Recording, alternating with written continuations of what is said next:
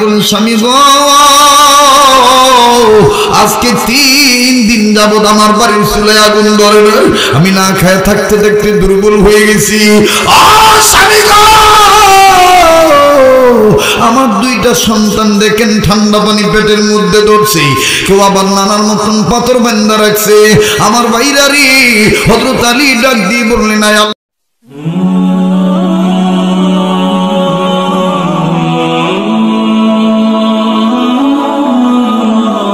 আল্লাহ পাক বলেছেন হাসবা কম কাঁদবা বেশি, কান্নার জন্য রেডি হইয়া যাও। আমি দেখব নবীর জন্য কে কাঁদতে পারো, ঈমান মজবুত করার জন্য কারা কাঁদতে পারো গো বাবা। ভাইজান খুব খেয়াল করে শুনবেন বন্ধু, ঈমানের দাবিতে সত্যবাদী কারা। আমার ভাইরা রে বাস্তব একটা আলোচনা শোনায় দিই। মুসলমান ভাইরা রে আমার কোন দিকে কোনো নজর নাই। আমার ভাইরা আমার বন্ধুগণ, বিশ্ব নবী জনাবে মুহাম্মদুর রাসূলুল্লাহ সাল্লাল্লাহু আলাইহি ওয়াসাল্লাম সাহাবায়ে কেরামদের নিয়ে তিনি আলাপচারিতায় ব্যস্ত। হযরত আলী রাদিয়াল্লাহু তাআলা ডাক দিয়ে বললেন নবী গো আজকে কয়েকদিন যাবত আপনার সাথে আমি আছি। নবী গো আমার বড় মন ব্যাকুল হয়ে গেছে, আমি আমার সন্তানদেরকে দেখব, আমি আমার বিবি ফাতেমাকে দেখব। আমার নবী ডাক দিয়ে বললেন আলী রে তুমি কি মনে করো বাপ হওয়ার কারণে তোমার 2টা সন্তানকে দেখার জন্য তোমার মন আনসান করে? আলী তোমার চাইতে বেশি কিন্তু আমার কলিজার টুকরা আমার নানা ভাই 2টা নাতিরে দেখার জন্য মন আনসান করে।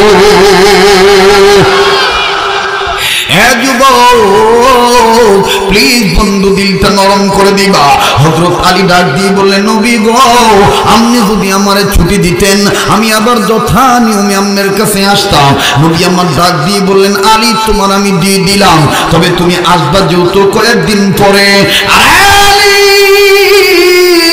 বাড়ি গেলে কিন্তু আমার 2টা নাতি জিগাইব আব্বা গো নানার দরবার থেকে আইলা, নানাই কি আঙ্গুলে গিয়ে কোনো হাদিয়া দেয় নাই? তখন কি বলবা? আল্লাহু আকবার। তখন কি বলবা? আজকে যারা আমাদেরকে বলে কওমি হুজুররা ওয়াহাবি হুজুররা নবীর ইশকের কথা জানে না, এরা ওয়াজ করতে জানে না, কে বলছে রে? খুব খেয়াল করে শুনবেন বন্ধু। এবার বিশ্ব নবী ডাক দিয়ে বলতেছেন আলী রে তুমি একটু বাইরে দাঁড়াও, আমি তাঁবুর ভিতরে যাবো আর আসবো। এবার নবীজি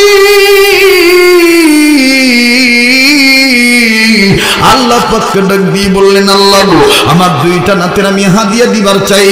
ও মাবুদ গো তুমি তোমার পক্ষ থেকে পাঠায়া দাও। আল্লাহ পাক জিবরাইল মারফত নবীর কাছে পাঠায় দিলেন। আমার ভাইরা জান্নাত থেকে 2টা খুরমা চলে আসলো, আর এক বর্ণনা আছে 2টা খেজুর আসলো। এ বন্ধু রে দিনের রাসূল মদিনার বুড়ো বুড়ো এবার বাইরে এসে ডাক দিয়ে বলতেছেন আলী রে তুমি হাত পাতো, আমি তোমাকে 2টা খুরমা বা 2টা খেজুর দেব।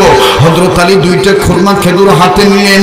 আলী ডাক দিয়ে বলতেছেন নবী গো কোনটা কারে দিতাম? আপনি তো নাম কইলেন না। আমার নবী ডাক দিয়ে বললেন আলী রে আমার ভালো লাগবে না, তুমি হাত খুইলা দেখো আমার আল্লাহ রাব্বুল আলামিন এক একটা খেজুরের গায়ে এক এক বান্দার নাম লেখা দিয়েছে।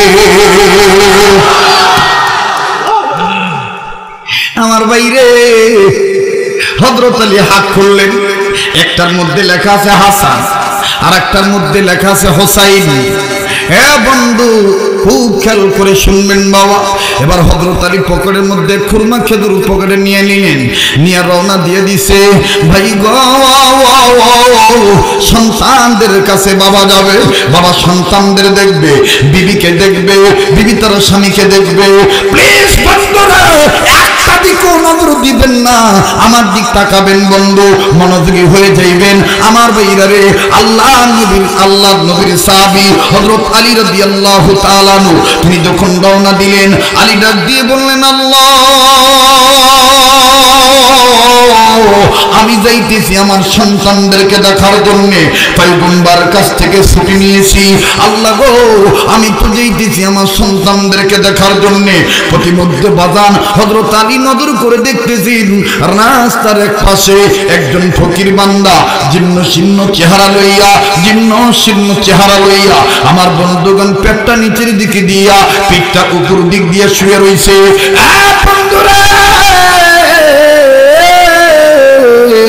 আলী রাদিয়াল্লাহু তাআলা আনহু ডাক দিয়ে বললেন, আল্লাহ গো, এই লোকটা জিন্দা না মুর্দা? মাবুদ, এই লোক জিন্দা না মুর্দা আমি তো জানি না আল্লাহ, তবে আল্লাহ গো, কিয়ামতের ময়দানে তুমি তো আমার ধরতে না পারো, আমার কাছে জবাব যেন না চাও।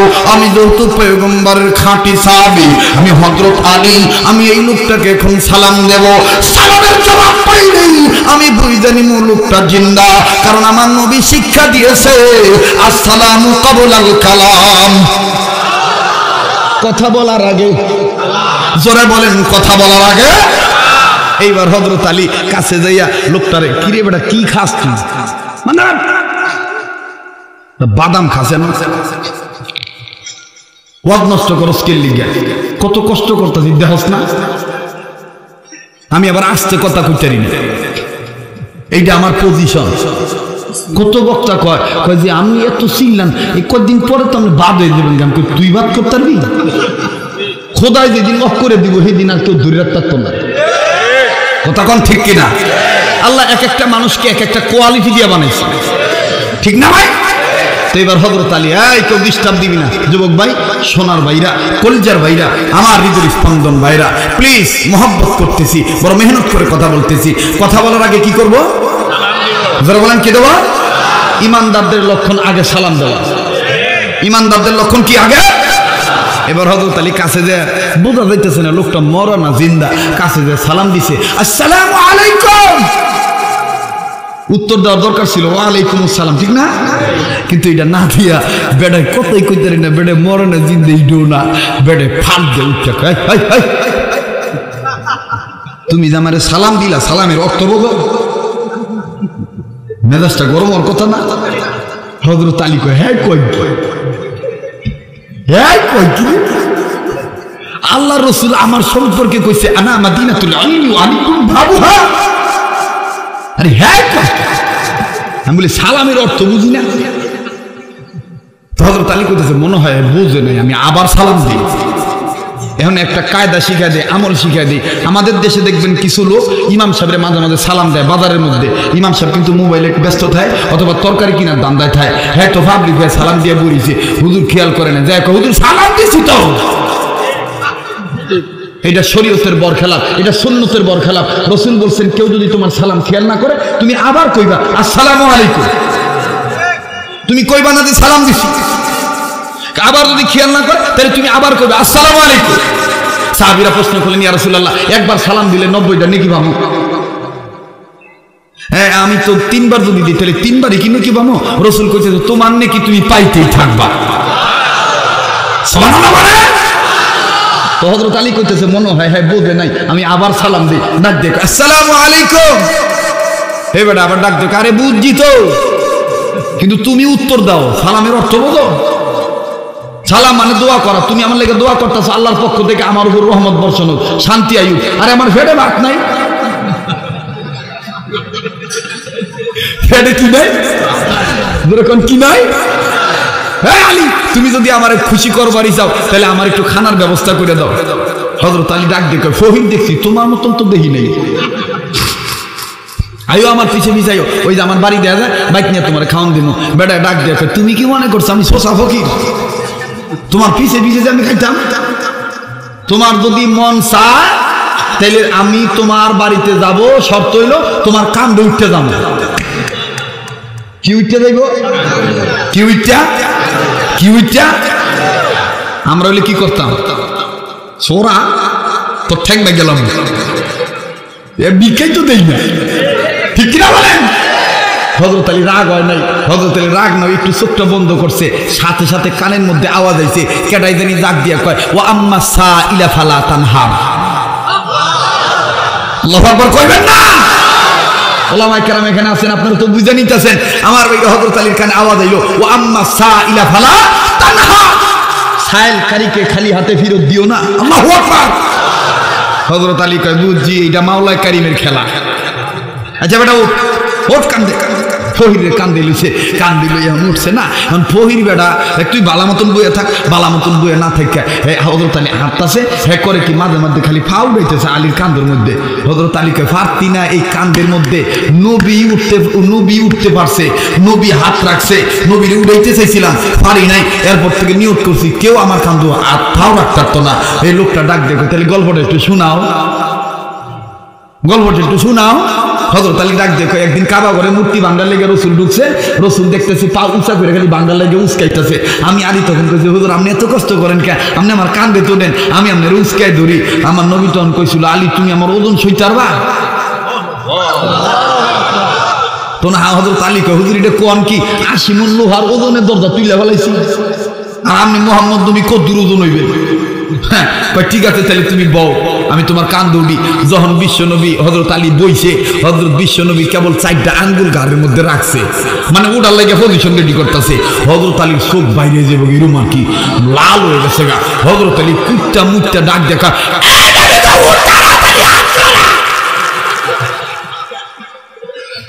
কি হয়েছে? ডাক দেখা ওদের মনে হইল তামাম পৃথিবীর পাহাড় পর্বত আমার কান্দের উপর তুলে দিছেন।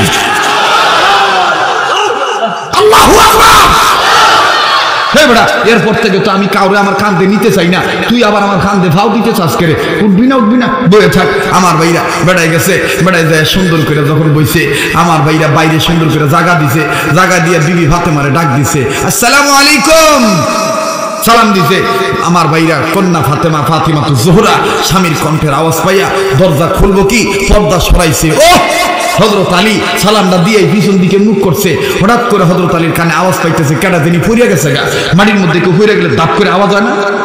আওয়াজ হয় না?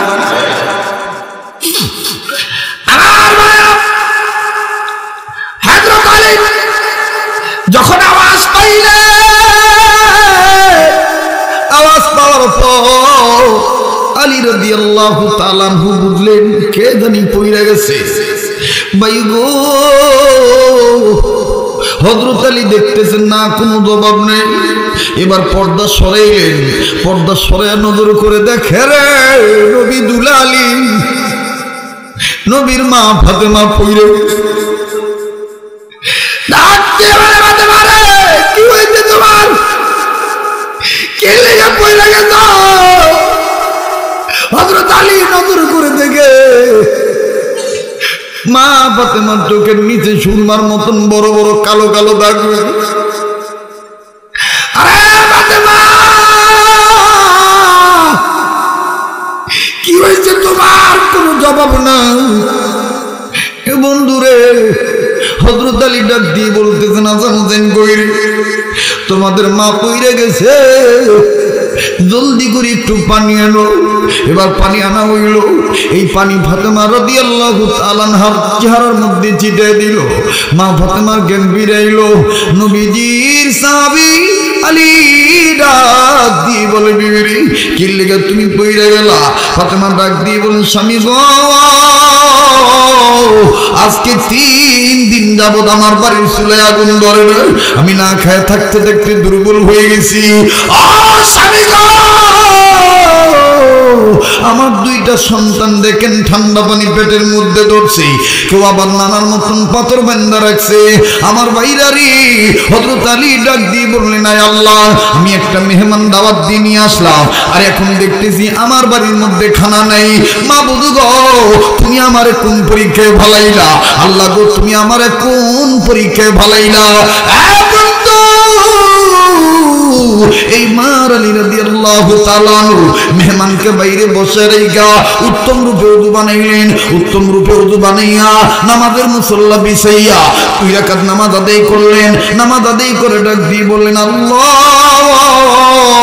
আমি তোমার দরবারে বলি, আমার হাসান হোসেনের জন্য খাবার চাই না, আমার মেয়ের জন্য, আমার স্ত্রীর জন্য খাবার চাই না, আমার নিজের জন্য চাই না।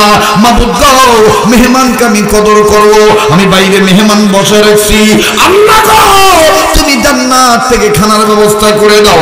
আমার ভাইরা হযরত আলীর দোয়া আল্লাহ কবুল করে ফেলেছেন। আল্লাহ পাক ডাক দিয়ে বলেন, জিব্রাইল রে, আমার আলীর হাতে খানা দিয়ে আসো।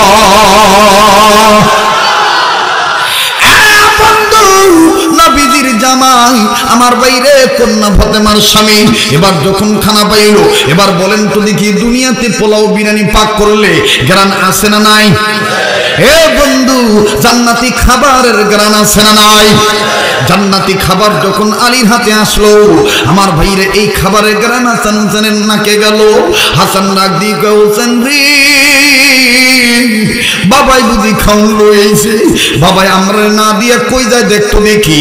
হযরত হাসান ডাক দিয়ে কয়, ওই তো বাবাই যায়। বাবা এবার খাউন নিয়ে আমার বন্ধুগণ গেটের বাইরে মেহমানকে দিতে যাইব।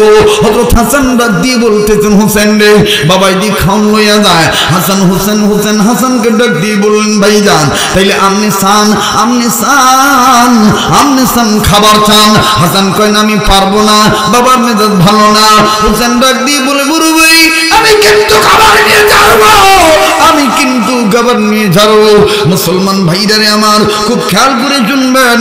এবার ইমাম হোসেন রাদিয়াল্লাহু তাআলা আনহু নবীর সাহাবী আমার ভাইরা আলীর সামনে যাইয়া দুই হাত এরকম করে উঁচু করে বলে, বাবা গো,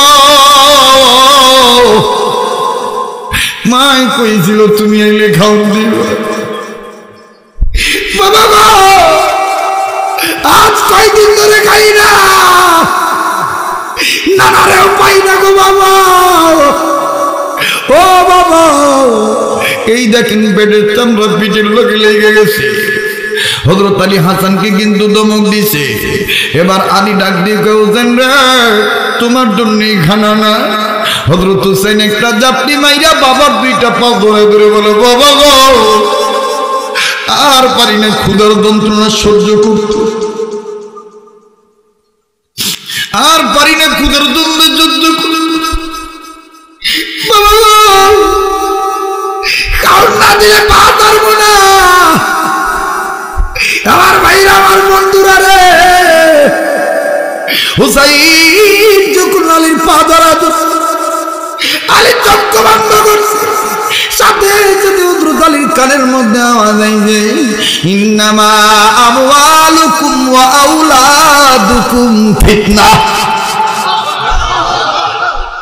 আলী রে, দুনিয়ার মাল ও দৌলত সন্তান কিন্তু ফিতনা হইতে পারে। হযরত আলী ডাক দিয়ে বলে, খোদা রে, তুমি আমাকে মনে হয় পরীক্ষা করতেছ। না, আমি পরীক্ষা ফেল করবো না। ডাক দিয়ে বলি, খোদা রে, দুনিয়ার কোন বাবা যে সন্তানের শুকনা মুখ দেখা চলে যাইতে পারে? আল্লাহ, আমি কিন্তু ফেল হব না। এইবার হযরত আলী কয়, পাও ছাড়ো না, ছাড়বো না, পাও ছাড়ো না, ছাড়বো না। হযরত আলী দুনো পার মধ্যে একটা পাও ঝিটকানি মারলেন। যখন ঝিটকানি মারছে, ইমাম হোসেন শিক্ষা পড়ে গেছে।